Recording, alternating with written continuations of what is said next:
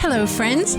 This is Rebecca Suerdieck with your next installment of This Week in Williamsburg, brought to you by archivewilliamsburg.org and the Williamsburg Old Time Radio Hour.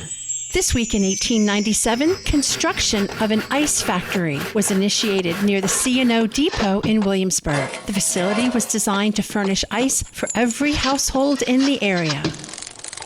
This week in 1908, moving pictures made by Thomas Edison were exhibited at Cameron Hall. The 2-hour performance showcased 3,000 feet of footage. Tickets sold for 25 cents.